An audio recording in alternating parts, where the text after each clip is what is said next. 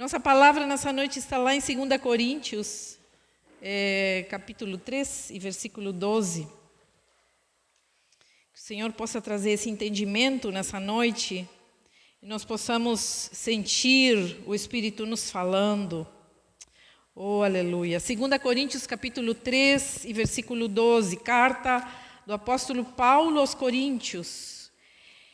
Paulo vem explicando isso aos Coríntios. Olha, tinha uma antiga aliança com Moisés, mas agora tem uma nova aliança em Cristo. E então Paulo fala dos véus. Paulo fala de que aquela antiga aliança com Moisés tinha ficado no passado, pertencia ao passado de Israel, já não fazia parte do presente e também nunca faria parte do futuro. Quando eu leio essa passagem, eu fico pensando que quando nós nos convertemos a Jesus ou ao Evangelho, e às vezes é um modo que nós temos de viver a nossa vida também, nós temos um modo às vezes operando em nós que se chama viver no passado. A gente não consegue entender o que Deus tem para nós no agora, no hoje. A gente não consegue entender o propósito da nossa vida no agora, no hoje. A gente vive olhando para trás e dizendo como era bom antes. Como era bom. E eu sinto que muitas vezes, para muitos, quando nós falamos de botão, que é o nome dessa pregação hoje, né, apertando o botão reset, não sei se é assim que se fala reset, né? Resetando, reset.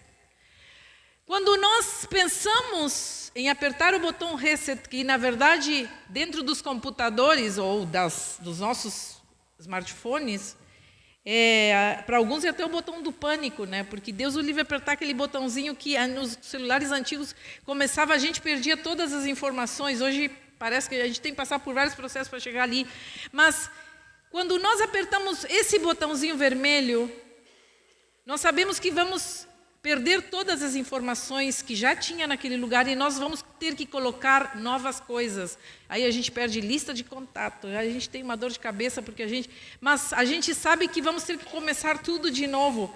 Eu penso que para muitos o verdadeiro botão do pânico é esse botãozinho vermelho, perder toda a informação em conteúdo que tanto tempo nos fez ficar ali presos àqueles conceitos, presos ao passado. Mas, às vezes, lá dentro da nossa entranha, a gente ouve aquele desabafo que diz, mas como era tudo melhor antigamente? E eu me pergunto, será que realmente era melhor antigamente? Será que realmente tudo era melhor? Eu leio, às vezes, textos lá nas redes sociais que anhoram o passado, dizem assim, porque você que se criou comendo bala soft e se criou catando vagalume no mato e não sei o que, então você pertence a uma geração especial que esfolava os joelhos, que não tinha internet, como uma glamorização de algo que ficou no passado. Eu não vou dizer que não era bom que a pessoa sente que foi bom, glória a Deus por isso. Mas por trás de um pensamento assim, existe também um pensamento de que agora tudo é horrível. Agora tudo é pior, nada é como antigamente, nada é tão bom quanto era. Se eu voltasse lá atrás, se eu conseguisse resgatar o passado, se eu conseguisse escrever a minha história de novo, como eu faria diferente tudo de novo? E eu penso que muitos de nós, se Deus nos desse a oportunidade de uma folha em branco para fazer a nossa vida, escrever a nossa vida novamente, muitos de nós que estamos aqui sentados diríamos, eu ia fazer tudo diferente do que eu fiz. E eu quero te dizer uma coisa nessa noite, amados e amadas, nós não faríamos nada diferente, nós íamos fazer tudo igual. Sabe por quê? Porque foram essas vivências, esses sofrimentos, essas cabeçadas, porque a gente é cabeçudo, como dizem na minha família, né, quando a gente faz alguma bobagem, dizem, eita, cabeçudo. Sabe, essas cabeçadas foram as que nos fizeram chegar no aqui hoje. Foram essas experiências tortas, foram esses tropeços, foi essa bagagem que nos fez chegar hoje com essa experiência e com essa maturidade que temos. Se não fosse isso, nós não poderíamos olhar para trás e dizer, eu faria tudo de novo. Porque nós não teríamos essa bagagem. Nós íamos sair do zero de novo e a gente ia passar pelas mesmas coisas, nós íamos fazer as mesmas escolhas, nós íamos dar as mesmas cabeçadas, nós íamos sair pelos mesmos caminhos tortos, nós íamos falar as mesmas bobagens, nós íamos fazer os mesmos erros. Então, se alegre no Senhor, de que até que o Senhor tem conduzido sua vida e diga: Senhor, obrigado pela minha vida, porque aquilo que eu passei era necessário. Você pode glorificar a Deus por isso? Oh, aleluia! Era necessário para a gente aprender, era necessário para a gente amadurecer, era necessário para a gente entender o que não entendíamos. Hoje nós olhamos e puxa, às vezes nós mães olhamos para os nossos filhos e dizemos: ai meu Deus, como eu errei, como eu tinha que ter feito isso, ter feito aquilo. E eu vou lhe dizer uma coisa, nós temos pais perfeitos para nós. E também nós somos os pais perfeitos para os nossos filhos. Sabe por quê? Porque é isso que eles precisam, nós. É isso que nós precisávamos, os nossos pais. Com todos os seus erros, com todas as suas equívocos, com todos os seus problemas. Nós precisávamos daqueles pais para ter estas vivências, que nos fizessem chegar até aqui, nesse modo fortalecidos, saudáveis, fortes. Quando a gente diz como é bom antigamente, nós precisamos também olhar que tinha outras coisas que não eram tão legais. E que graças a Deus nós evoluímos, a humanidade evoluiu e nós temos outras coisas. Agora já estamos falando de inteligência artificial e a gente já está com medo. Imagina em 1940 quando falaram chuveiro elétrico. O que vocês acham que as pessoas pensaram? Vão nos queimar vivo, nós vamos morrer eletrocutado. Água com eletricidade, nós vamos morrer eletrocutado embaixo desse negócio. Eu imagino as primeiras pessoas tomando banho com chuveiro elétrico e não entrou. E Deus o livre, não entra que tu vai morrer eletrocutado.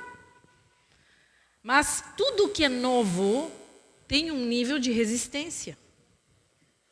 Eu sempre digo, espera passar o tempo, nós vamos ver como vamos lidar com essa tecnologia aí, com essa tal inteligência artificial. Será que ela nos vem para nos favorecer? Porque já estão falando que, por exemplo, tumores vão ser detectados muito antes de aparecerem no corpo, com a inteligência artificial. Então, nós precisamos olhar as coisas novas, não como algo ameaçador, mas como algo que às vezes vem para nos trazer um renovo na nossa vida. Eu quis trazer com isso, fazer uma ponte para que a gente entenda esta palavra que nós terminamos de ler. O que tem a ver isso com a palavra que nós estamos lendo? Tudo a ver. Porque nessa passagem nós vemos 3 aspectos de um processo mental, um processo de transformação mental, de algo novo, a antiga aliança e a nova aliança. O antigo jeito de tomar banho e o novo jeito de tomar banho. O antigo jeito de a gente cozinhar e o novo jeito da gente cozinhar. O antigo jeito de limpar algumas partes do corpo e o novo jeito de usar o papel higiênico. Você entende o que eu estou falando? Paulo está falando disso. Ele está dizendo, havia um antigo jeito de fazer as coisas, mas agora em Cristo vem algo novo. E nós precisamos transformar a nossa mente. E nós precisamos deixar que o Espírito transforme conceitos antigos. Então, ele fala 3 aspectos que eu queria abordar nessa noite, porque nós achamos que toda espiritualidade tem que passar, muitas vezes, na emoção. Se eu senti aquela emoção, então eu fui transformado. E eu diria, geralmente, a verdadeira espiritualidade ela não passa por nenhuma emoção, ela passa por um processo mental, que a gente entende. Para que fomos chamados. Nós entendemos um propósito. Nós entendemos o que realmente estamos fazendo nessa vida. E então Paulo fala de conversão. Ele diz ali claramente que precisa haver uma conversão para que a gente entenda esse novo pacto, esse novo jeito de ver a vida. Porque tem a ver com um processo, a conversão. É um processo, não é um sucesso, não é uma coisa só, não é um objetivo totalmente alcançado, tipo, me converti, agora não preciso fazer mais nada, agora está tudo ok. Mas é o início de um grande processo que é concebido a cada dia. Eu preciso conceber a minha conversão todos os dias da minha vida, senão estou frito. Vou ficar dizendo como é bom, como era bom usar papel higiênico, aliás, de jornal em vez de papel higiênico. porque eu não entendi que meu processo de conversão deve ser um desafio de todos os dias. É a entrega a um propósito, um compromisso com um novo estilo de vida, Paulo está falando. Paulo está falando que se trata de uma santificação, de uma separação. Não como nos ensinaram em algum tempo atrás nas igrejas. Nos ensinaram que santificação era não ir em alguns lugares onde estava o mundo. Né? Hoje nós entendemos que a santificação é um processo, é um sistema estabelecido em nós. A santificação é um sistema que se estabelece no nosso coração e que nos permite ir a qualquer lugar que a gente quiser, porque o mal não está fora, ele está dentro da gente. Você entende isso? Jesus disse, o problema não é o que entra, não é o que entra na boca, é o que sai da boca do homem. Então algumas pessoas dizem, não vai ali, não come isso, não faz aquilo, não toma aquele outro, não entendendo que o processo de conversão é um sistema que nasce dentro de nós e sai e jorra como um rio de água viva, fora da gente. Ele transborda dentro de nós. E faz com que a gente mexa essas questões culturais que nós aprendemos há 500 anos atrás. Mas na época do pastor Elivelton, a gente orava assim.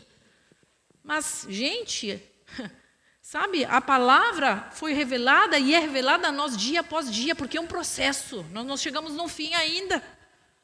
Nós precisamos entender que estamos nesse processo. Que esse sistema que quando a gente aceitou a Jesus é só o início de algo que vai indo de glória em glória. Que vai indo de momento em momento de experiências com Deus e que vai renovando a nossa mente e vai transformando o nosso interior. Glória a Deus quando a gente entende isso. Que coisa boa. É um sistema de Deus. É um sistema também que quando Deus olha para fora da gente, quando Deus olha o sistema desse mundo, eu diria, Deus odeia o sistema desse mundo. Não há nada nesse mundo bom no sistema.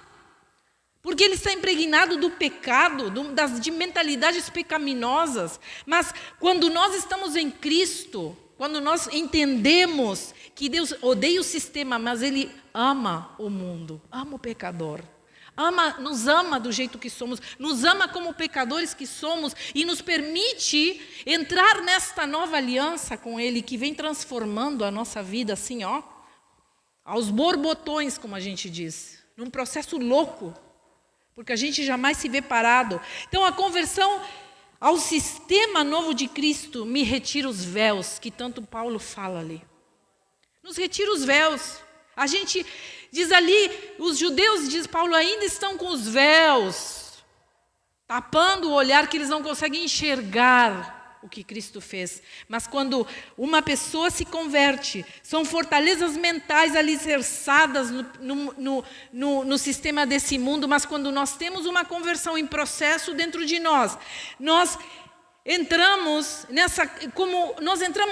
neste mundo, nós entramos nesse sistema mundano, nesse sistema pecaminoso, nós entramos como uma contracultura. A gente vai entendendo que essa contracultura surge a partir de um túmulo vazio. De um túmulo que um dia ficou vazio através da ressurreição de Cristo. E que, portanto, Ele também nos ofereceu uma rede de contenção que se chama igreja. É aqui que nós somos contidos, é aqui que nós vamos encontrar a contenção para que esses véus terminem caindo um por um dos nossos olhos e nós consigamos enxergar um propósito de Deus para a nossa vida. O véu que trazemos na nossa bagagem familiar, cultural, é um sistema de crenças que nos faz muitas vezes sentir as pessoas mais infelizes desse mundo, porque nos fizeram acreditar coisas, porque nos colocaram coisas na cabeça que a gente se sente infeliz, que a gente se sente a pessoa mais infeliz nesse planeta.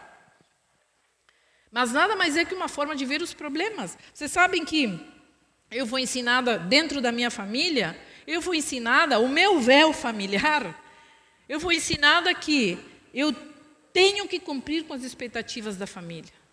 Eu preciso sempre estar. Mesmo que eu não possa estar, eu preciso estar, porque eu tenho que cumprir as expectativas da família. Esse é meu sistema familiar. Todos se veem obrigados a andar atrás do que A, B, C acha ou tem que fazer. Não, olha, tem que cumprir. Olha, estão esperando que tu faça isso. Olha, estão esperando que tu diga tal coisa, que tu viaje, que tu venha, que tu faça. Esse é o sistema da minha família. Deus o livre não estar numa hora em que a família acha que eu devo estar.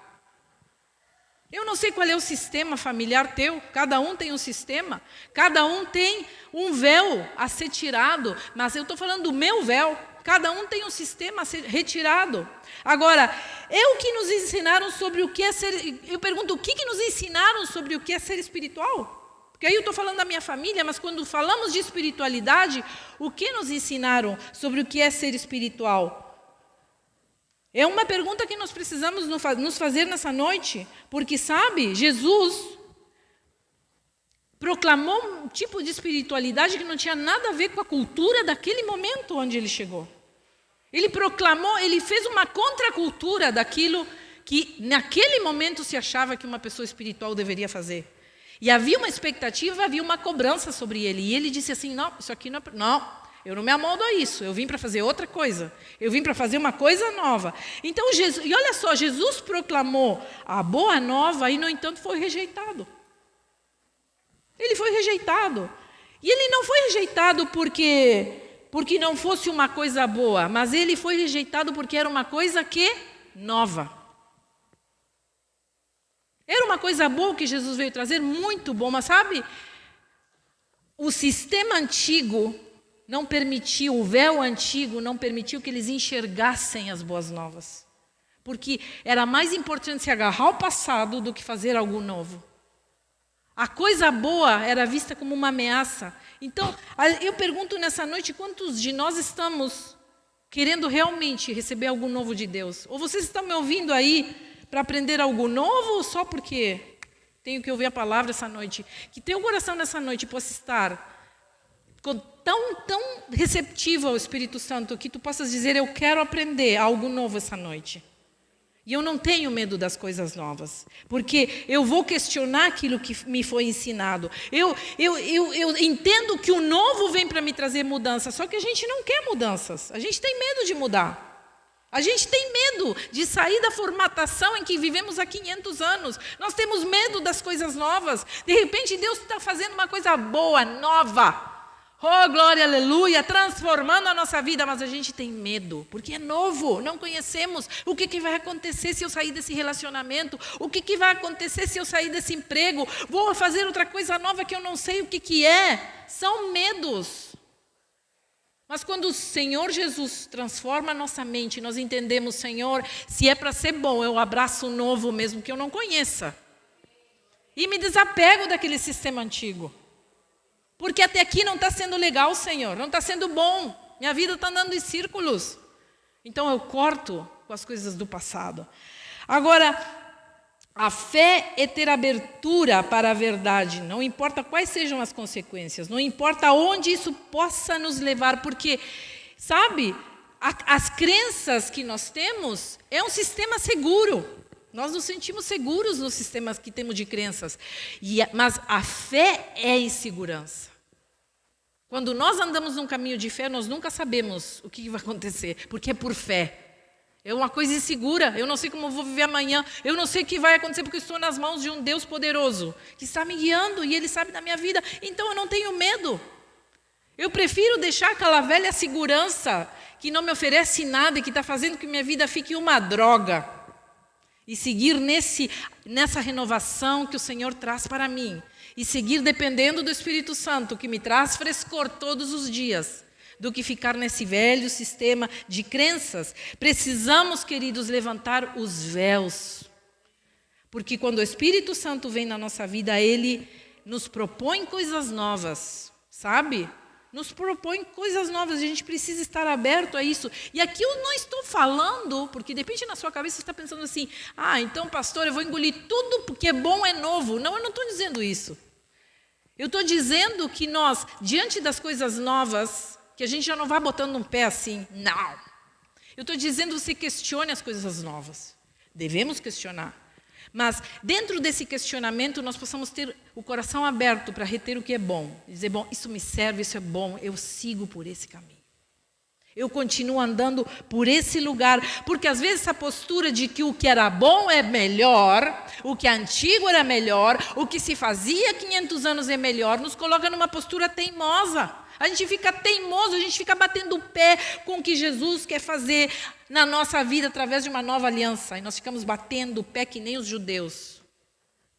E nos fechamos para aquilo maravilhoso. Eles tiveram contato com Deus encarnado. Que privilégio! Mas eles não conseguiram enxergar por causa das crenças. Então, levante os véus nessa noite. A retirada dos véus nos dá algo valioso chamado liberdade, que é o que Paulo segue falando nessa passagem. Ele fala de conversão, ele fala de véus, ele fala, somos livres, porque a retirada dos véus nos traz liberdade. Oh, glória a Deus! Liberdade, amados. Liberdade do quê? Quando nós temos contato com Jesus e quando nós somos livres, nós temos contato com a verdade, com o que é autêntico. Nós somos livres para não ser mais falsos. Para andar na falsificação da fé. Porque a vida do Espírito em nós nos traz essa liberdade, porque nos traz também a verdade de Cristo, a verdade do Espírito. Então nós vamos caminhando na verdade e também na liberdade. Aqui eu não estou falando de libertinagem, estou falando de conhecimento. Liberdade quando nós conhecemos, quando nós vamos aprendendo, quando nós vamos nos libertando de conceitos antigos, nós vamos ficando livres. Outro dia eu ministrava uma pessoa que ela me disse assim, poxa, parece que me tiraram 500 quilos de cima. Claro, pois o sistema de crenças te fez colocar 500 quilos em cima de ti de culpa, de negação daquilo que precisa ser mudado, e nós vamos carregando aquele fardo. Mas se trata da liberdade de não se sentir responsável também pela mudança dos outros. Preste atenção. Porque também nos ensinaram nesse sistema de crenças antigos que nós somos responsáveis pela mudança dos nossos filhos, pela mudança do nosso cônjuge, pela mudança do vizinho da frente, pela mudança do gato do vizinho, pelo cachorro que mora na casa da frente. Nós somos responsáveis pela mudança dos outros e as pessoas nos cobram. Tu não viste, mas foi teu filho, olha o que teu filho está fazendo. E eu digo assim, eu educo filhos até os 17 anos, depois... Não sou mais mãe que educa. Não sou mais mãe responsável. Então eu sou livre. Porque eu não sinto o fardo da responsabilidade de querer mudar alguém à força, na minha força. Tu tens que mudar. E eu tenho um marido do lado que eu fico cobrando mudanças. E a mudança nunca vem e não vai vir. Acorda! Como que não vai vir, pastora? Não vai vir. Porque quem decide mudar é a pessoa. Não sou eu que determino, eu não decreto mudanças para as pessoas. É impossível mudar alguém. As pessoas não mudam pela nossa bela cara. As pessoas não mudam porque estamos constrangidas a mudar. Aliás, até por constrangimento, às vezes pode surgir alguma mudança, mas em pouco tempo nós vamos ver tudo acontecendo novamente. Porque não houve uma verdadeira mudança, uma transformação. Então, sabe aquela amiga que te procura só quando está na pior? Te liga só quando está na encrenca? Sabe aquele parente que te coloca toda a responsabilidade em cima e diz assim, eu estou com tal problema, resolve para mim. Sabe? E nós, sim. E a gente se sente responsável por coisas que não nos pertencem. Sabe aquele filho adulto que já tem idade, marmanjo? Que já tem idade para fazer a sua vida, ser independente, mas a gente segue embalando o bebê no colo e se sentindo responsável. O que vai ser da vida dele se eu largar ele? Sabe o que vai acontecer com ele? Ele vai crescer. E ele vai tomar jeito e a vida vai lhe ensinar como tem que andar com suas próprias pernas. Não se sinta responsável. Você não é responsável. Então, quando nós entendemos que esse véu cai, a gente não se responsabiliza mais pela mudança de ninguém. Assim como ninguém é responsável pelas minhas mudanças. Nessa noite eu decreto, e eu convido que todos nós façamos isso, eu decreto que eu sou responsável pelas minhas mudanças. A única responsabilidade que eu tenho é comigo mesmo. Comigo mesma. É a única responsabilidade que eu tenho. Porque esse amor que nós dizemos que amamos, por isso estamos ali. Eu estou aqui porque eu amo a pessoa. E eu acredito que um dia vai mudar. Sabe esse amor, amados? Não é amor, é um amor que sufoca. É um amor que mata, é um amor que destrói, que nos destrói. É uma autoaniquilação, onde criamos codependência. A gente vai dependendo daquele relacionamento que é uma droga. Mas a gente segue agarrado. Porque nos disseram um dia que aquilo tinha que ser assim e nós acreditamos. E nós ficamos esperando que as coisas mudem. Então, nos cercamos de vampiros emocionais, vão nos sugando. E a gente termina o nosso dia, nós estamos cansados. Nós não temos forças, às vezes, nem para tomar um banho. Porque nos tiraram todas, nos drenaram toda a nossa energia. Os vampiros emocionais que nos rodeiam todos os dias. Drenaram a nossa energia. E a gente está sempre cansado. E às vezes as pessoas nos perguntam: fulana, por que tu está tão cansada? Tu dormiu bem essa noite? Tu até cestou de tarde, tivesse um final de semana esplendoroso? Porque você está rodeado de vampiros emocionais. Que sugam toda a tua força e tua energia. Sabe, Jesus foi muito claro nisso. Chegou uma hora que ele chegou e olhou para os discípulos e disse: olha, vocês estão livres, querem ir embora? Eu chamei vocês quiseram vir, ele não obriguei ninguém. Eu penso que Jesus falou assim. Aqui já estou dizendo uma coisa que Jesus não falou. Mas eu acho que ele pensou assim: bom, eu chamei vocês 12, beleza, estão todos aqui. Eu chamei, vocês vieram porque quiseram, mas agora, hoje eu digo para vocês, querem ir embora? Podem ir, vão embora. Estão livres, eu não prendo ninguém. Olha, Jesus fez isso, que era Deus. Tá? E aí Pedro sai com aquela revelação tremenda: Senhor, aonde iremos? Se só tu tens palavras de vida eterna. Aonde nós vamos ir, diz Pedro. Entende? Então Pedro ali decide ficar naquele lugar. Então Jesus disse: bom, então vamos. Vocês querem? Pô, então é assim que nós vamos fazer. Porque estou mostrando uma coisa nova.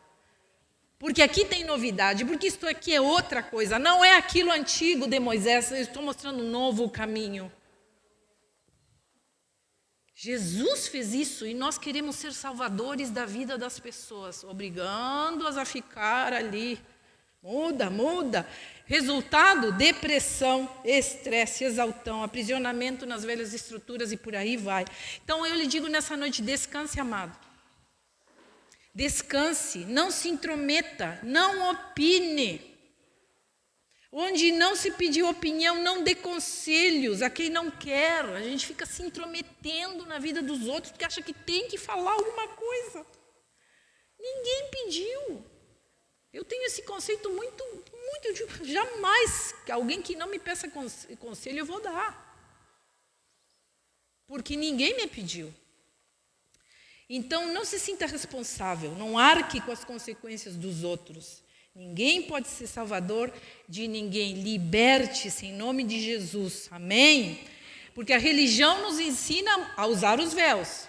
A religião está sempre nos trazendo isso. Bota o véu, bota a máscara de que está tudo bem, bota a máscara que tu é uma pessoa de Deus, bota a máscara que está tudo ok contigo e aqui dentro está tudo errado. Sabe? É o véu que insiste em ficar ali. Mas, perdão, nós fizemos um teste essa semana, pedi para vocês fazerem um teste na internet, né? Se você pudesse mudar alguma coisa na Bíblia, o que você mudaria? E a maioria mudou, a maioria votou que mudaria as questões sexuais que a Bíblia fala sobre as orientações sexuais da Bíblia. Houve assim, foi massivo, a maioria votou isso aí. Eu mudaria as questões sexuais. Olha como, pensa um pouquinho, que tem louco por aí que não vai ficar nesse teste. Tem louco por aí que vai mudar. Vai chegar a dizer: não, eu decreto que a partir de hoje nós vamos viver uma vida desorganizada, nós vamos viver tudo que a gente tem para viver por aí, vamos sair. E tem um bando de louco que faz isso hoje, bota uma igreja, bota um cartaz bem grande, enche de luzes um templo e de coisa bonita e começa a distorcer a palavra. Eu não gosto disso, Sabe o testezinho que nós fizemos? Tem louco que faz isso, não gosto disso, não gosto daquilo, então agora o evangelho vai ser aquilo que eu acho que tem que ser. E nós vamos atrás. E olha, nós mesmos, se pudéssemos, mudaríamos algumas coisas. Tem coisas que nós olhamos na Bíblia e não aceitamos. Tem muitas coisas que a gente diz, poxa, isso aqui é pesado demais. Mas a gente precisa confiar que essa nova aliança nos aponta para um caminho de vida abundante. E tem razão para ser assim. E eu não tenho poder de trocar as coisas. Eu não posso chegar e decretar o que é bíblico e o que não é bíblico, porque o que é bíblico está ali. Então, por que eu estou falando isso? Porque nós precisamos cuidar muito o que nos ouvimos por aí. Hoje a internet nos traz muita informação, muita. Nós estamos rodeados de informação. Então nós temos que decidir nessa noite o que nós vamos ouvir. Nós vamos ouvir o que nós pregamos aqui ou nós vamos ouvir 500 pastores que estão falando lá, bote o véu, bote a saia, não corte o cabelo, não faça isso. Crente que bebe já está lá no inferno. E vão colocando, são guardiães da porta do inferno, né? Você precisa escolher o que você vai ouvir. Não é possível a gente ligar a televisão, ligar lá no YouTube e escolher qual pregador que eu vou ouvir hoje, qual asneira que eu vou ouvir. É assim que estamos. Nós precisamos ouvir. Bom, eu vou me congregar nesse lugar, eu vou ouvir aquilo que está sendo falado aqui. Porque esse ouvir todo mundo nos traz muita confusão, amados. Nós terminamos sem saber o que realmente precisa ser feito. Então, olha o cuidado que nós precisamos ter. Quando nós falamos de coisas novas, eu tenho que também ter uma direção, eu tenho que ter alguma coisa que me leve. E por isso que Deus nos colocou dentro de um lugar para nos congregarmos. Porque é necessário esse acolhimento dentro de uma comunidade onde se pregue a doutrina, onde se pregue a palavra, eu não gosto de usar doutrina, onde se pregue a palavra e que nós possamos ter confiança naquilo que é falado. Pô, pastor e a pastora falam coisas que eu confio que eles falam. É realmente uma coisa de Deus. Eu não estou dizendo aqui que sou uma pessoa inquestionável, você pode questionar tudo o que você quiser, mas você vai na Bíblia e leia ali. Paulo fala dos véus. Ele está dizendo que essas crenças antigas, nós ficamos bitolados, nós ficamos agarrados a uma coisa que não nos faz ir para adiante. Então, que nessa noite nós possamos entender essa diferença. A diferença, por exemplo, de ser bonzinho e ser bondoso. São duas coisas diferentes. Ser bonzinho não é a mesma coisa que ser bondoso. Ser bonzinho é agradar todo mundo. Ser bondoso é uma pessoa que faz o bem, que entende um propósito de bondade para com todos e também de justiça. Puritanismo também não é a mesma coisa que santidade. Puritanismo é uma coisa, são conceitos morais, mas santidade é esse caminhar com Deus, esse caminhar com Jesus, que vai nos guiando e vai nos levando a um lugar. Porque essa semana nós tivemos que ouvir assim, que igreja é essa que toca essas músicas? E eu pergunto, onde é que está na Bíblia que tem música que é cristã? Eu ainda não entendi. Eu trabalho há 30 anos com louvor, eu ainda não entendi a diferença. Eu estudei a palavra, eu fiz seminários com pessoas que eu entendo que são pessoas de Deus, eu nunca entendi a diferença até hoje. Quero que alguém me diga, traz a Bíblia aí e me mostra que música é de Deus. São esses louvores que falam de Jesus. Será? Porque tem uns louvores que são umas heresias, que chega a me dar uma coisa quando ouço. Então, queridos, o que é música boa? Música boa é música boa. Tem música boa e música ruim. O pastor falou tão claramente outro dia aqui. Então, que igreja é essa que toca essas músicas? É uma igreja que anda em liberdade, sem véus, sem mentira, sem bobagem. Tem música boa e música ruim. Tem música que não dá para ouvir. Até louvor não dá para ouvir. Até louvor não dá para ouvir. Mas o problema é que tu não sabe quem compôs essa música e você conhece a pessoa que compôs o louvor, porque às vezes eu não sei nem em que caminhos anda a pessoa. E depois aparecem as coisas e tu diz, meu Deus, Jesus, sabe? Então tire o véu nessa noite, amado, sabe? Tire o véu, porque a maior prova de que não tiramos as máscaras ainda, e eu quero que nessa noite finalizar com essa palavra, que a maior prova de que a gente ainda tem máscaras, que ainda nós estamos com véus nos nossos olhos, é a dificuldade que nós temos em estar num ambiente onde se prega o verdadeiro evangelho. Nós temos dificuldade, nós não conseguimos ficar. Dá coceira na gente, porque a gente não consegue ouvir aquilo. É demais, é muita coisa. Eu preciso de uma igreja que me coloque nos eixos. É o que eu tenho ouvido. Tem pessoas que têm chegado para mim e dizem, olha, eu lamento muito. Agora, eu vejo às vezes que essas igrejas que dizem que colocam as pessoas nos eixos, que a gente tanto gostaria, né? Eu vou lá para aquela igreja, porque lá sim vão colocar meu filho nos eixos, né? E às vezes eu olho que tem tudo a ver com como era a nossa família. Sabe como era antigamente na nossa família? Pelo menos eu, na minha família, fui criada meio assim. Às vezes com um grito, resolvia a coisa, um grito, alguma negatividade, tudo estava errado, não faz isso, não faz aquilo. E o pai aqui, ó, e a mãe cobrando. Nós nos criamos em lares assim, onde houve muita cobrança. Onde tudo era grito, tudo era cobrança. Quando nós entramos dentro de uma igreja, o que nós queremos? Um pastor que nos dê pau na cabeça. Nós queremos um pastor que grite com a gente, que vocês todos abobados que estão aí sentados. Eu tenho ouvido disparates em cima de um púlpito, chamando as pessoas de idiotas, chamando as pessoas de burros, e de outras palavras que eu não posso falar aqui, que é completamente impróprio para falar dentro de um lugar como é a igreja, dentro de um contexto onde nós estamos pregando o evangelho. Mas por quê? E as pessoas sabem o que fazem? Oh, aleluia, glória a Deus, o Espírito fala, oh, aleluia. Porque o pastor está dando pau. É isso que as pessoas querem, pau na cabeça, disciplina. A irmã pecou, chama. Confessa o pecado daqui de cima, chama e diz para todo mundo o que aconteceu. E todo mundo, oh, aleluia, glória a Deus, agora está santificada a irmã. Pois é, queridos, quando chegamos em ambientes como este, onde os pastores dizem, você é livre para fazer o que você bem entender, ninguém vai lhe ficar controlando sua vida, vendo onde foi, o que fez, como fez, que falou, que não falou, o que está fazendo. Aí as pessoas dizem assim, mas é muito light. Ali é tudo assim, ó. Cada um faz o que quer. A família, sabe? Ali todo mundo faz o que quer. A gente ouve essas coisas.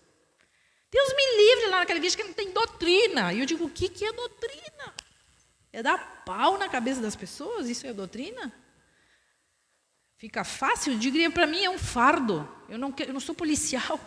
Deus me chamou a ser pastora. Deus me chamou a pastorear. Deus não me chamou como policial. Eu não estou aqui para controlar a vida de ninguém. Sinta-se livre. As propostas são estas. Você quer fazer ministério? Você quer trabalhar para Deus? As propostas. Depois, não quer? Você é livre, como uma águia que voa, como um passarinho. Você não está dentro de uma gaiola. Você é livre. Você não está aqui por pressão. E não quero que ninguém venha no domingo porque tem que bater o ponto. Porque se você vem para a igreja domingo porque tem que bater o ponto, eu te digo em nome de Jesus, saia da religião, tire o véu em nome de Jesus. Deixe a máscara cair.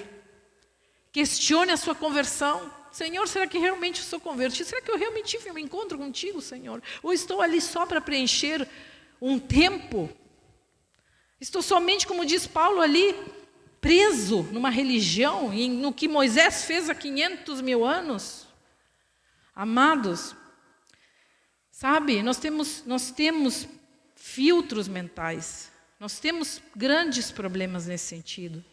O Espírito Santo me trouxe essa palavra nessa semana, porque essa semana passada eu fui procurada por uma pessoa para conversar, e fazia muito tempo que não conversávamos. E ele me disse assim, essa pessoa me disse assim, olha, eu preciso ouvir alguém de vocês, um de vocês, porque Vocês são o único referencial que eu tenho de um Deus de amor. Dentro do meu coração eu disse, oh, glória a Deus, obrigado, Senhor. Porque é isso que eu quero ser. Agora eu te faço uma pergunta nessa noite, você é um referencial de um Deus de amor? Eu sou melhor porque uma pessoa me disse que eu sou um referencial de um Deus de amor? Não. Eu estou num processo. Tanto quanto tu. Eu não estou aqui para ser referencial para ninguém. Eu não estou aqui para ser melhor que ninguém. Eu não estou aqui para que tu olhe minha vida e diz, olha só como eu queria ser como uma pastora. Não queira. Te garanto que não vai querer. Os desafios são grandes. A paciência tem que ser muita, sabe? Que o Senhor abra a tua mente nessa noite. O Senhor abra a tua mente, teu coração. Eu convido que a gente fique de pé nessa noite. Porque eu termino com uma pergunta. Nós estamos dispostos a apertar o botão da transformação, de começar tudo de novo? Que o Espírito Santo nos pergunta nessa noite. Nós estamos dispostos a resetar? Nós estamos dispostos a apertar esse botão que começa, que apaga tudo e começa tudo novo? É um desafio? É. Mas é isso que nos fará filhos de um Deus de amor. Filhos de um Deus de amor. Em que área da nossa vida a gente está se maltratando, amados? Em que áreas da nossa vida que a gente segue agarrados a coisas que não valem absolutamente nada? Vamos levantar as nossas mãos ao céu nessa noite. Vamos orar. Porque se você se considera verdadeiro filho de Deus, você não vai bater em cachorro morto. Você não vai cair de pau em pessoas que estão feridas, machucadas. Você vai ter compaixão. Você vai ter misericórdia no seu coração. Você não vai julgar. Porque você não sabe o que a pessoa está passando. Você não vai abrir a sua boca para amaldiçoar e dizer, isso aí, se fosse comigo eu faria diferente. Você vai ter dignidade de dizer, Senhor, eu respeito os processos dos meus irmãos. Eu quero que nessa noite a gente faça essa oração. Que a gente possa dizer, Senhor, eu respeito os processos dos meus irmãos nessa comunidade. Você que se congrega nesse lugar. Diga alto, Senhor, eu respeito, Senhor, cada processo. Sim, e olhe para a pessoa que está do seu lado. Não é porque eu não tenho que falar, geralmente o pregador faz isso porque não tem que falar de pessoa que está do seu lado. Eu estou lhe dizendo, olhe para a pessoa que está do seu lado e diga assim, eu respeito os teus processos.